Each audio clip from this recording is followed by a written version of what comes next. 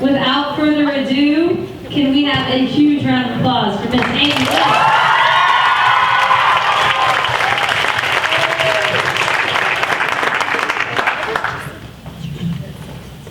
Testing. Everybody hear me okay? Yeah. 6 years ago, I met Julie Foudy when she brought a group of campers to do service at JFSLA, where I volunteer, give therapy, and work. Each year since then, I've seen Julie, got a new t-shirt, and love hearing about camp, especially the service part.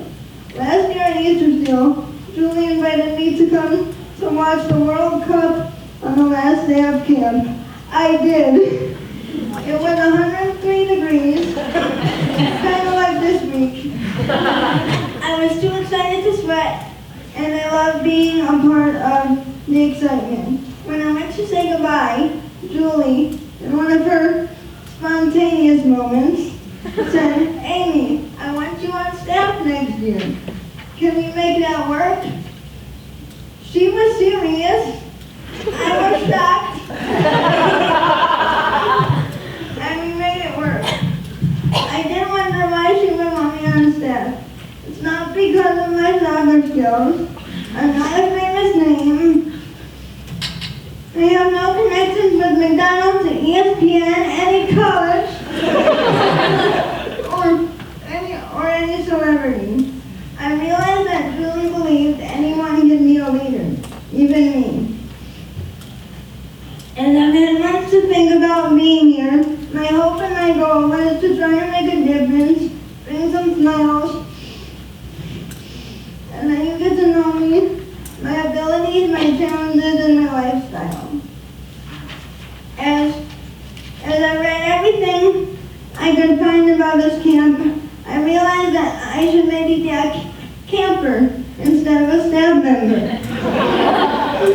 I didn't think I'd improve much on my soccer skills, but I know I have had issues with confidence, believing in myself, taking risks, adapting to change, and fitting in with my peers. I'd like to tell you a little bit about myself and how I choose to matter. Woo!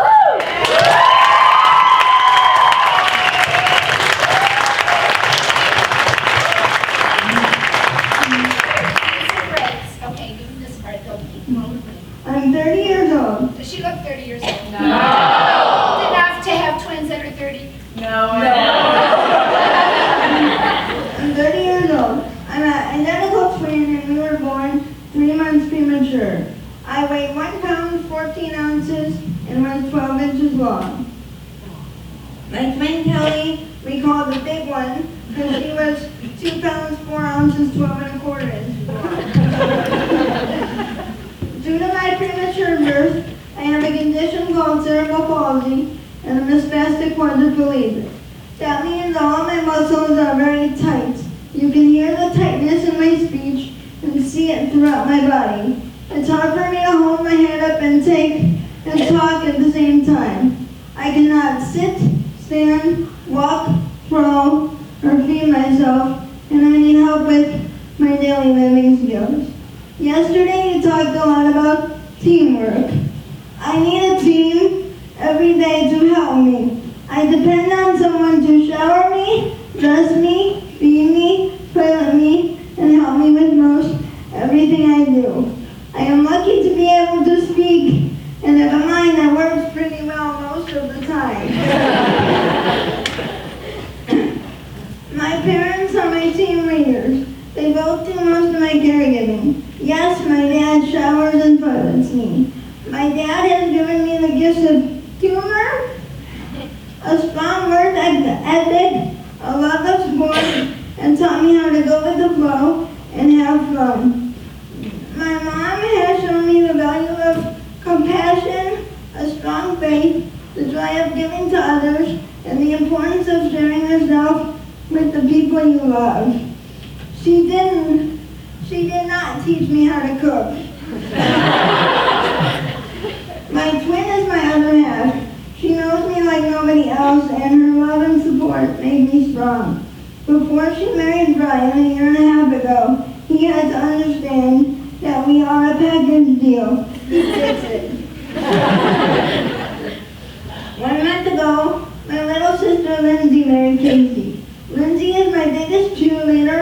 great source of entertainment and a big part of my team. It's nice to have brother-in-laws joining the family. My family is only a part of my team, a big part, but only a part. Anyone that touches my life in a positive way becomes a part of my heart and helps shape me. I am blessed to have many people in my heart pockets. That's where I keep friends and memories tucked away. Some of my deepest heart pockets are filled by my therapist. I have been a client at our local Easter Seals Therapy Center since I was 5 months old. The mission of Easter Seals is to enable infants, children, and adults with disabilities to achieve maximum independence. I'm still working on it. I have become lifelong friends with many of the staff at Easter Seals. I have had the same physical and occupational therapist for over 25 years. They know my body as well as I do. I still get weekly therapy to try to keep my muscles from contracting and to work on stretching and functioning as well as possible. I love socializing with my therapist.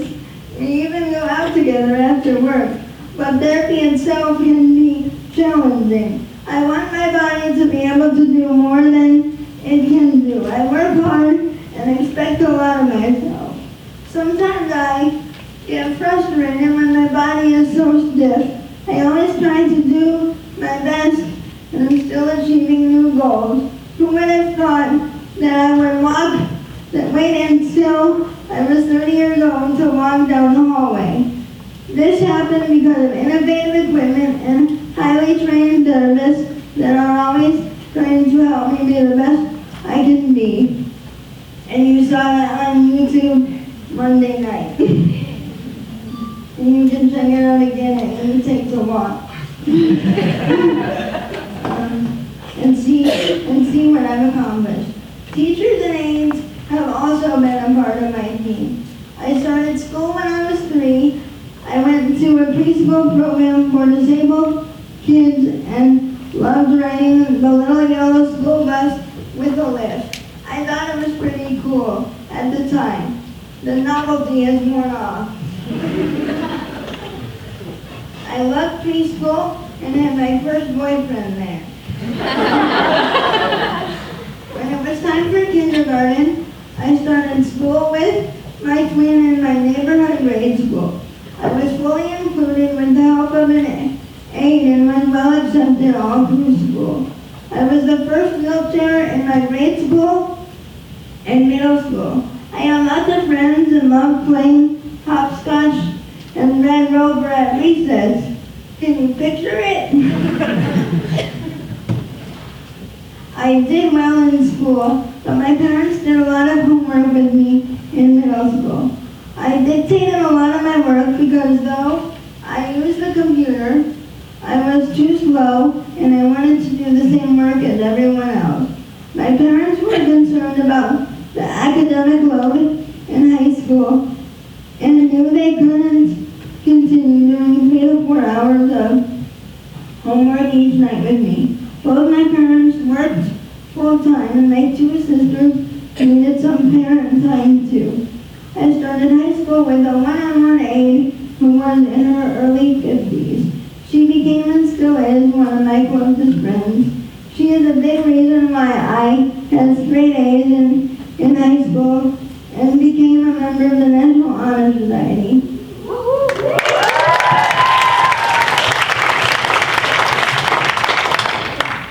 I worked hard, took all regular classes, took summer school to lighten my load during the year, and believed that everything would be okay. I wouldn't have been able to do it without her on my team. I attended football and basketball games, concerts, and plays. I was the #1 fan for my twins' softball team. I joined clubs and participated in everything I could. It wasn't always easy, but it was always fun. I had friends in high school, but they really were Kelly's friends that hung out at my house and included me in their activities. I watched my twin date, and I wanted a boyfriend. I still do. I did go to school dances and to prom. My prom date was a year younger than I was, and he was my lab partner in biology. He offered to be my lab partner. He cut the frog. I remember the facts. Spend me lunch for a semester. When planning for prom, my parents were going to drive us, but Kelly said, "No parents drive their kids to prom.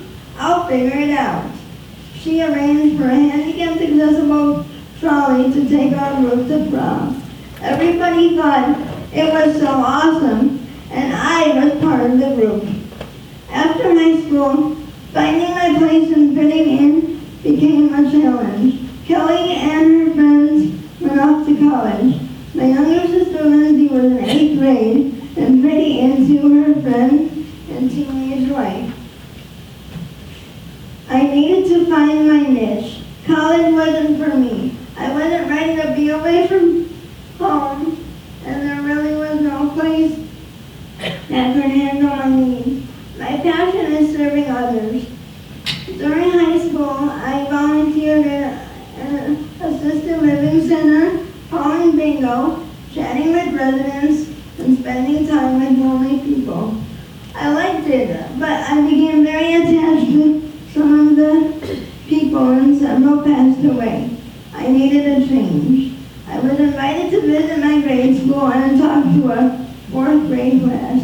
They were fascinated by my wheelchair and wanted to get to know me. Another teacher wanted me to come the following week. I did.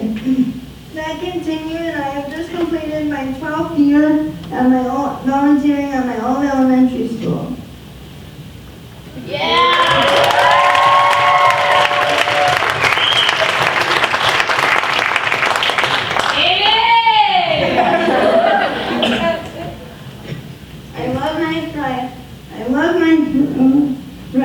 Fridays during the school year. I listen to kids read, I give spelling tests, I help with writing and easy math problems, and most of all, I help kids feel comfortable around me and my wheelchair. I also started volunteering at Easter Seals because I love giving back to a place that has done so much for me. For several years, I volunteered there 4 days a week. I would run errands for staff, encourage kids in therapy, give tours of the building, and find out where the best snacks were for the day. In November of 2006, I was asked to apply for a part-time position in the development department. I didn't think I wanted to do that because I love volunteering and didn't want to take a paycheck because I was in the department that tries to raise money. But I had a boss that believed in me and thought I could do the job. I was hired to work 14 hours a week, and I'm still at it. Since I've been hired, there have been leadership changes in the organization. I am learning to accept different styles of leadership and working to educate others about my abilities and my needs. It isn't always easy. My current job title is Relationship Coordinator. I like that. I work to make our staff and families feel valued and appreciated. I develop ways to thank donors, encourage plans and therapy, mentor families, promote events, speak in the community, and make people happy.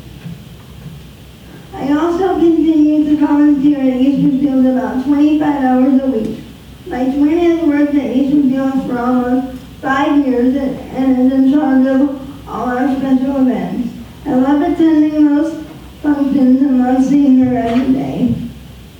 Outside of work, I love listening to music, especially country. I'm a huge Cubs fan, though I sometimes wonder why. I Pasta, bread, sappy movies, Facebook, hot tubs, and college sports. And soccer now. And soccer. And soccer. Yeah. Don't forget that, eh? I especially love college basketball. I was lucky enough to attend a game at Duke and at North Carolina where I became a Tar Heel fan. Ask me about how that happened when we had more time. I also love to sing and dance. Imagine that. My newest hobby is bike riding with my dad. He pedals and I ride. It's a good time. I work hard to stay positive and patient. It's not always easy, and as I've gotten older, it's becoming more of a challenge. I worry about the future. I will always need a companion and people to help me. I worry who that will be. My parents are getting older, and I know they won't be able to care for me forever. Who will be able to do as good a job as my parents have done? Nobody.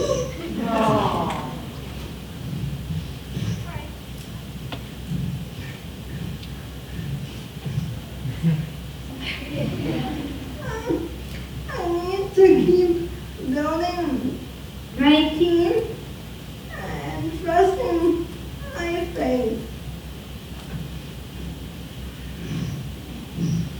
Lots of people know who I am. I'm easy to pick out in a crowd. But not everyone takes the time to get to know me until this week. I'm really not much different than you. I choose to matter.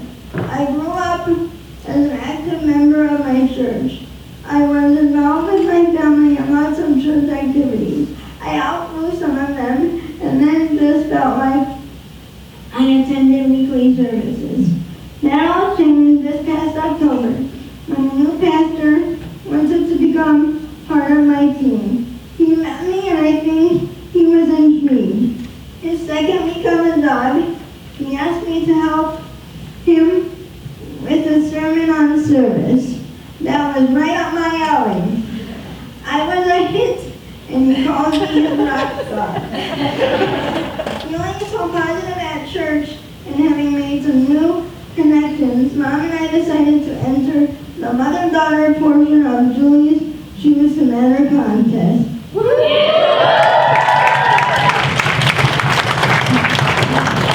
We developed Heart Smiles, a program that paired children in our church with lonely adults that needed a visit and a heart smile. Remember, I'm big at feeling happiness deep in my heart pockets. We did make some positive pairings and brought some smiles, but not as many as we wanted. It is a work in progress, and we are planning on re-energizing it in the fall. We look at this as a marathon, not a sprint. I want to end tonight's talk with a favorite story about serving that I used at my church. A couple of years ago, my parents took me to a Peter Ide Christmas concert. He is a Christian singer, and I loved his music.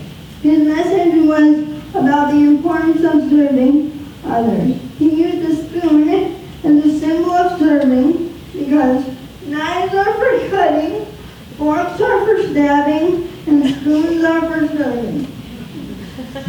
When you leave tonight,